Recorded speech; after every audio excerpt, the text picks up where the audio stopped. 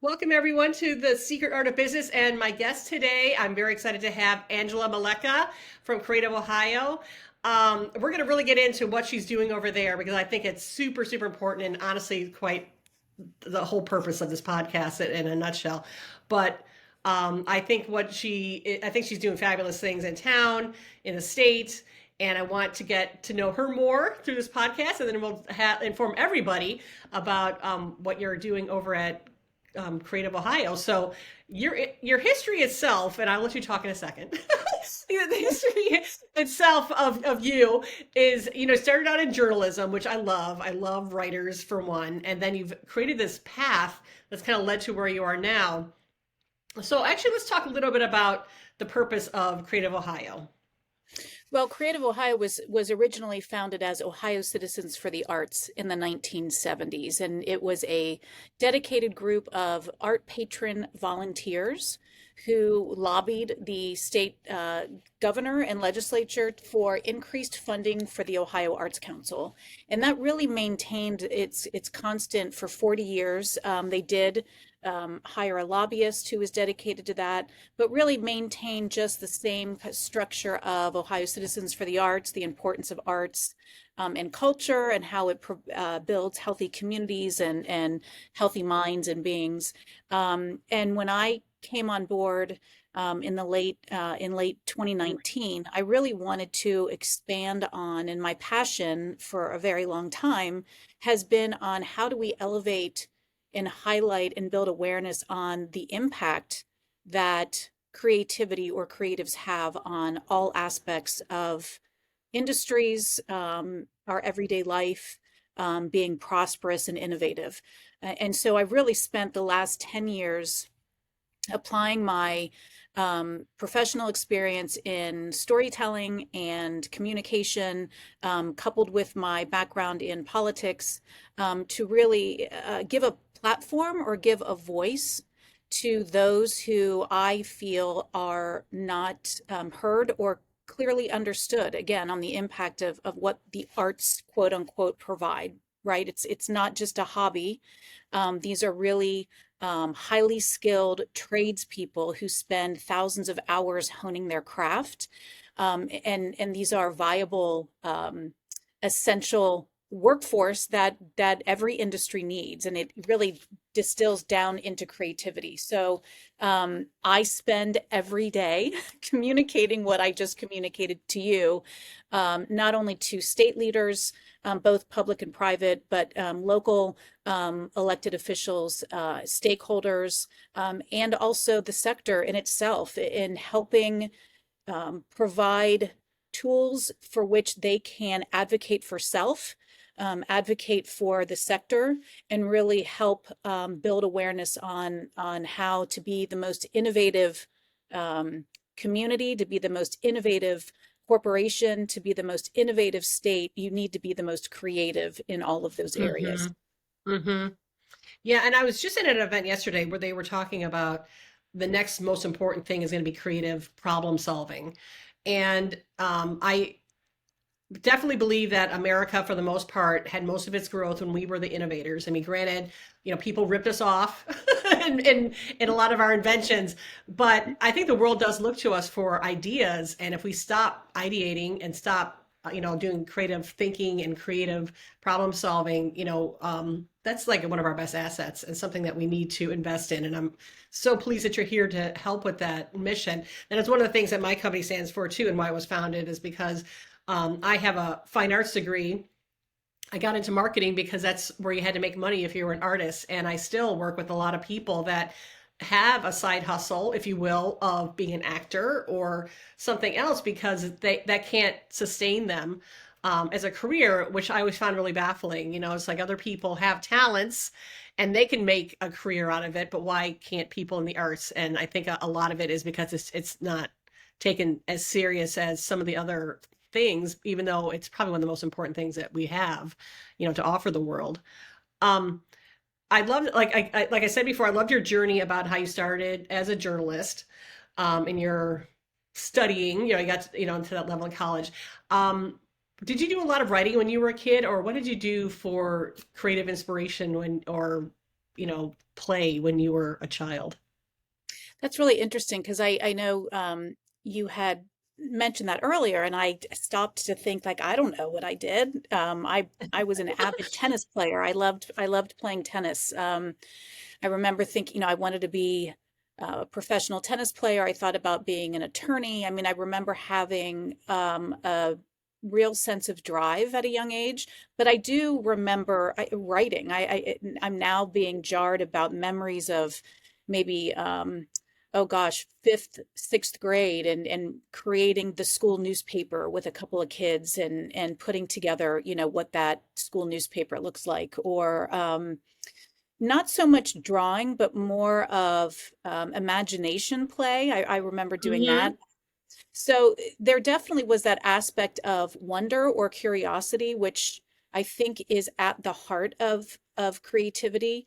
And it's just been something that's always been within me. I get really excited about learning new things and asking questions and really wanting to understand more about how things work, how people think, how people react and feel. And so I just think that's always been a part of my upbringing and journey. I'm the youngest of seven, and Oh, so wow. yeah, and so my oldest sibling is 9.5 years older than me. But I remember being called the informer. So I was that kid, like, do you remember that Mikey cereal commercial? Like, have Yeah. Mikey try it. So I was that kid, but I was like, have Angela go ask mom and dad X, have her try this. And so it was through communication, and it took me a while to see that I was being played, but hey, I think that's what builds resilience and tenacity. So that's always been within me. I'm definitely seeing a path between that and where you are today because you talked about a lot of things like, asking the questions, being tenacious, being competitive, wanting to get the story and things like that. So, I don't want to fill in those blanks for you, but can you just kind of expand on that journey a little bit? Like you said, you were the informant or the informer as the child.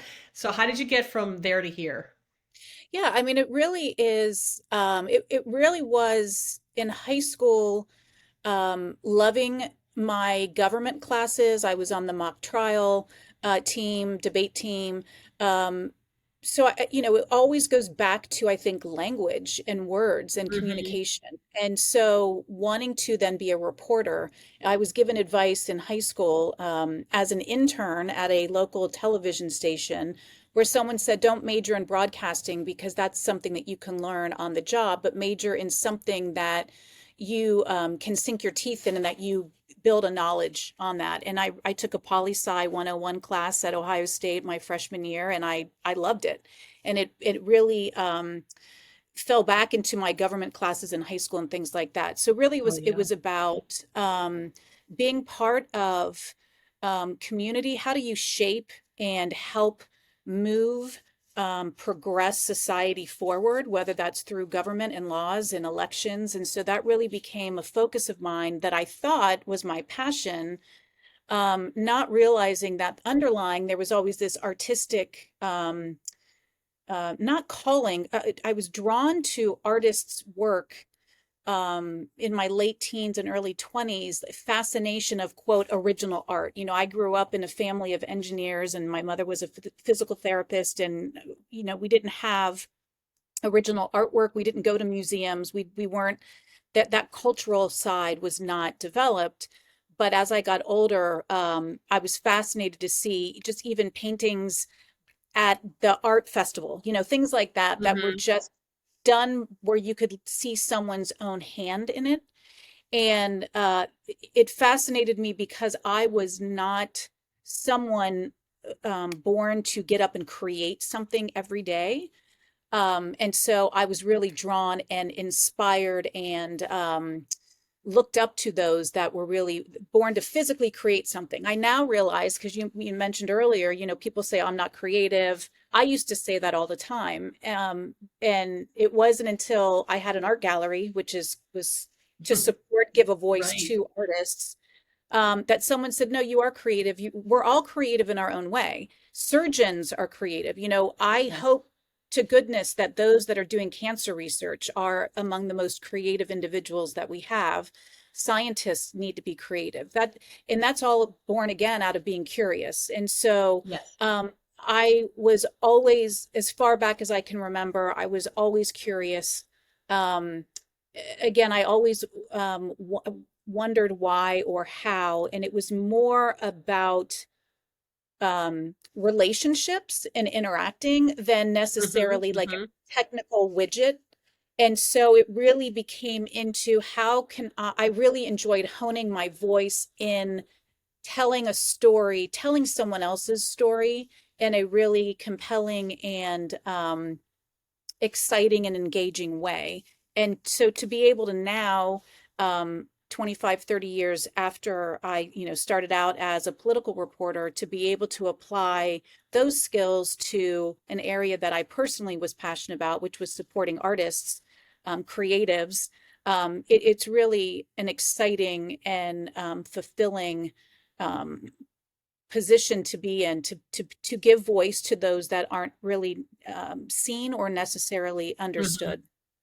Yeah, and I think you pretty much have again crystallized the exact reason why I want to do this podcast, and it is, you do have a very strong, logical, competitive side, but then on the other hand, you're tapping into all those feelings and emotions and the curiosity. So it's that using every part of your brain that is what's kind of, dragging you further into this career and self-discovery. I have to ask you this next question. Is there anything that you do now that still charges up that right side? Do you do creative things? Do you still do writing? Do you, even if it's, kind of work related, I'm just kind of curious if you're still, kind of embracing that whole thing. You kind of touched on some of it already, but like with the whole curiosity part and things. So Yeah, and it's funny that you say this now. I guess part of me too. I dreamt of being an author, and there still is. And saying that out loud, I don't think I've ever said that to anyone other than my husband. So saying that out loud, I just kind of got a little grip in my stomach. But I have had in the back of my mind a little bit about, could I write something? But I do write. I write for work a lot. hmm. I am now tapped in my home to help my children to edit some of their work. I really, again, I don't know, it goes back to words. Like words fascinate me. How we explain or describe something is really, I think, powerful. And I think words um, aren't necessarily thought of in a way that carry as much power as they do. And again, you're bringing up a lot of old past things. This is like a great therapy session for me. I mean, That's the fun of this. you know, think about when you're a child growing up and just words that other kids say to you and how, Hmm. that can hurt and what residue that leaves on a Right. person. And so I really spend time thinking about and listening. I think listening is a skill as well. And so I really start out listening. And I think that's where my curiosity base is I just want to hear and learn other people's stories or what makes them tick. So it goes back to understanding creatives in a more thorough way and what process they go to and what challenges they have. And then taking that and being able to either communicate or write about that. That's an exercise that I do on a daily basis, constantly distilling how can I best communicate in the most concise and clear way um, the impact that an individual creative has or the work that they apply and how that can again propel all industries and how we need to apply that regardless if you Yes. are an attorney, a surgeon, a musician, a dancer, a scientist. We need that fundamental basis of that creative thinking process. Yeah, and, and and I'm hoping that. Oh, go ahead. no, you go ahead. I'm hoping that, there obviously with the pandemic there were a lot of bad things that happened, but I also think there was a lot of great things that happened. And I'm hoping that one of those is people's appreciation for the arts and writing and things like that, because all of that went away. And I have to tell you that just even trying to entertain yourself on Netflix, some of the programming was horrible because nobody was writing anything good. You couldn't go to a play or the symphony or to the art museum or any of that sort of stuff. And I personally I missed it a lot, and I'm hoping that people kind of realize, how much a lot of this weaves into everyday life. Even if you're a sports fan, the music that they play in the stadiums and things like that. There was a person who actually created that and played the instruments or the keyboards or whatever. That creates mood and excitement. And, I'm hoping that, you know, um, creative people will finally get their day, and it's a little more appreciated, which leads me right into what you're doing at Creative Ohio. Um, Actually, let me ask you this first. You had mentioned kind of in passing writing a book. Would that be like a fiction book, or would it be something based on what you are doing? Like your, Oh my gosh, don't, I mean, I can't believe I said if you that. if you don't know, you can say you don't know. But I was just curious if it was like something that was just totally, made up or based in reality, I guess. Yeah, no, I think it would be more based in reality, and it would probably be one of those, if I could tell my younger self something, Oh, nice. what would I advise or what would I say? And so I think I it's love it. more of that type of, Hmm. it's, a story of a journey and just more advice or more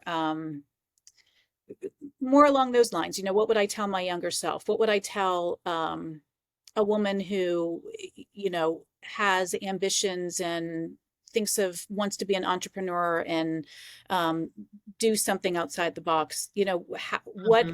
What are some things to look out for, both good and bad, pitfalls and Right. not. So it would be I I love drawing on that. my experience. I love that because Yeah, I think, people have a lot of issues even with like imposter syndrome, which we're hearing about a lot too. It's like, I don't know if I can do that. And it's like, well, why can't you? And if there's somebody else just saying, you know what, if you just kind of look for the signs and follow the path, and here's the path I would have told myself, or things like that. I think that could be really a compelling story. So we'll wait for that. I have a feeling you won't let me forget that. I may bring it up, but at a certain point, I don't want to pressure you either because people have thrown that at me too. It's like, when are you going to write the book, Catherine? And I'm like, you know what? I don't know. It's, in my head, and until it starts taking a shape, that's where it's going to stay. But, Exactly. I'm sure I have one in me. I think a lot of people have a good story in them or a good book in them Right. that could at least, even if it's a small one, that people Right. could get some thoughts on paper. Um, Yep. all right. Back to Creative Ohio really quick. Uh, what would you ultimately like to have as your legacy there? Like you've actually come in and done some pretty awesome things already, which I would like to give you credit for, just finding and working hard for millions of dollars for the arts. So thank you for that. But that's quite a platform to start with. So what's next, or what would your ultimate goal be for this organization? Well, and I appreciate that. I love a challenge, and so it was a challenge. And as you notice, I don't. And since Citizens for the Arts has now switched to Creative Ohio, I felt really important that we need to take the word arts or artist out of the core function, because arts still has a connotation of a hobby or something extra, a Hmm. nice. It's not a necessity. It's just like, oh, it's great. Or just for the rich or something like that. Absolutely. I was told during the height of the pandemic, when I was fighting for funding, is, the arts are for rich, older, affluent people. And when I hear that, it's like, I can't believe there's still that belief. And why is that? And I think that, not that I think, I know that we have, when we've engaged or we have exposed, quote, the arts, what we normally do when we bring stakeholders to show them the sector, we bring them to the Hmm. opening of the Nutcracker or the Oh Black my Tie gosh, yeah. Gala or Hamilton or those things. What we don't do is we don't show the individual, right? And so I use this analogy, when Honda wants a tax incentive from the state, they don't take the governor to the Honda dealership and say, look at the 23 civic, isn't it beautiful? I equate that to Right. bringing that opening of the ballet, right? It's the finished, beautiful product. What Honda does is they take the governor to the assembly plant floor and say it takes these many Ohioans to build one car. So Right. what my drive and legacy would be is that we flip how we talk about and how we show, quote, the arts. It's about creatives. It's about the sewers and the set builders and the lighting Hmm. techs, the sound engineers. I mean, we are a highly skilled trades workforce that supports manufacturing.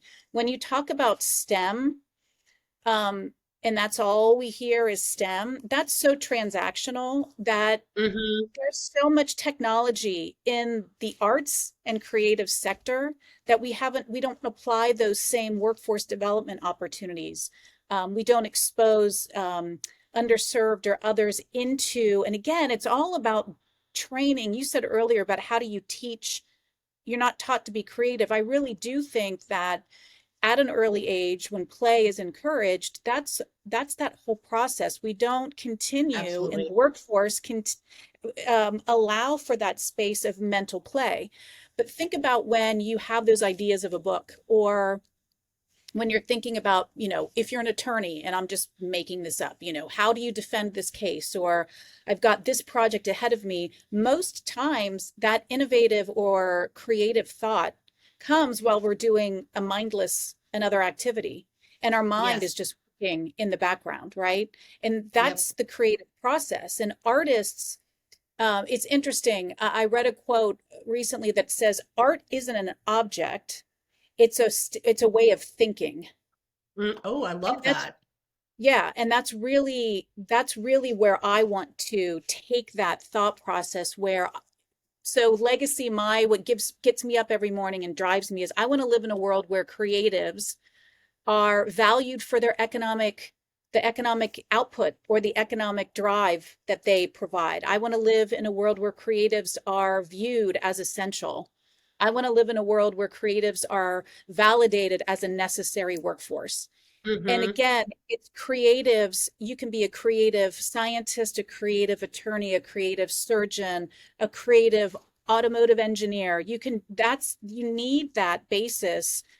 Um, Again, I think it's the gentleman that founded Kodak said, innovation is at the intersection of technology and creativity. When you think about the Industrial Revolution, and we were a leader in that in Ohio, and many want us to get back to being a leader of innovation. Well, you needed to have creativity. The Wright brothers needed to think about getting something off the ground, and the light bulb and all of those things that we were known for to be leaders. It all stemmed from curiosity, creativity, um, that led to invention, which Yeah. is innovation. And so I think that is what drives, and if I could change that thought process of artists are viewed as creatives that are an essential part of every industry and every community. Well, I agree 100%. And you actually spotted off some great quotes there that I'm hoping to get on a t-shirt because I think we need to make this more of a mainstream sort of thinking and, make it fashionable too, you know. But yeah, that could be really cool. But I love and absolutely endorse everything that you said. I do think that we need to elevate that our creative minds and just when you like again the people especially that say they're not creative, how life changing that's going to be for them when they really do start tapping into that and thinking about rather than a STEM mindset, which is may have just one answer, but if you open up that right side and think creatively and innovatively, there's millions of answers to problems that you're trying to solve on an everyday basis. So thank you Yeah, so and much for just go ahead. no, I was saying one thing that really, again, has helped propel the thinking is we look at locally, Battelle, world-renowned research um, business conglomerate, Hmm. doing tons of innovative things, partnered with Ohio State University and opened a STEM high school 20 years ago. And it was all to prepare the future to get ready to enter STEM degrees in college. And last summer, I heard someone from Battelle when they were speaking said that, after being in the STEM school business for 20 years, they don't think of STEM as science, technology, engineering, and math only, because they've learned that if you stick a student in front of a computer and teach them coding, all they're learning is coding, right? Right. There's where that's transactional um, dialogue is. So they now refer to STEM as strategies to engage minds. Oh, I love that. Yeah. And so what do creatives do every day? They employ strategies to engage minds. So it doesn't Yes. mean that you have to end up being a dancer or a musician or, an artist, but by practicing that creative, the right side of your brain, as you said, practicing that, learning how that manifests and functions, that can then be applied to the Intels of the world and the electric Hmm. cars, all of these different innovative approaches that we look to as a state and as a nation to be competitive, globally. And so that's the initiative, and that's really where I come from, is to it's we're not in a box. um we are woven, we creatives are woven in every fabric of society, and there needs to be greater investment and understanding in that. I love it. And we could probably just end on that because everything you said is just so incredibly powerful and on point to I think the audience and to my beliefs personally. So I am so glad that you agreed to do this because this has elevated me into keeping up the fight for more recognition and appreciation for people that just can think differently. One of the Yeah. examples I love to use is when people are not really sure about this whole process. And like, well, just think about the iPhone or the iPad, for example. I mean, you could have all that technology is available in many different forms. Everybody has created, some form of that.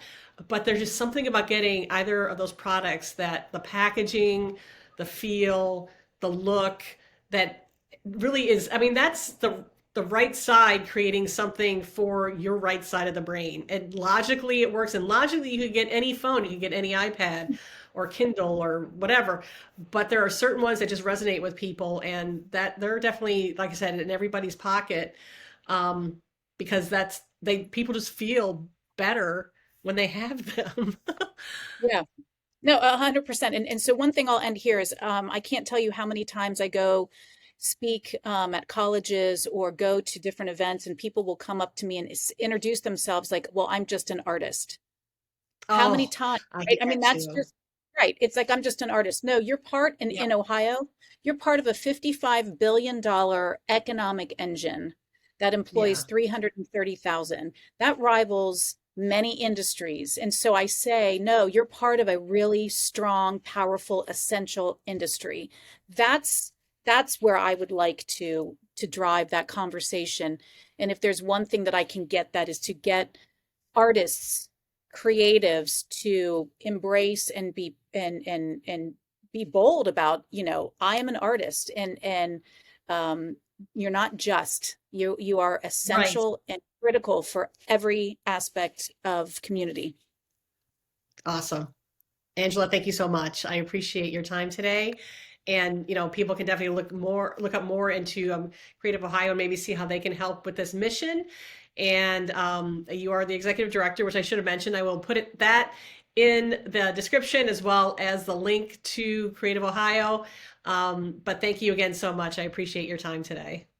Thanks, Catherine. It's great always to talk with you.